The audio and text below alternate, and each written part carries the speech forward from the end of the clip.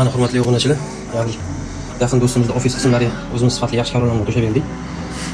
Sekundalarni chiroyli kesib, kiltlarni akkurat navigatsiya qilganmiz. Xudo xolisa do'stimizga ham juda ma'qul keldi. Mana dam olish xonasi, spalniya xona bu. Unda o'sha o'yinni ham kesib, akkurat navigatsiya qilingan. Bu ofisning asosiy dam olish qismi. Mana katta ofisda bemalol ustalarimiz ishlashyapti. Xudo xolisa bitgandan keyin erkin chiroyli karvonlarni qo'shib beramiz. Kim shunaqa xizmatlar kerak bo'lsa,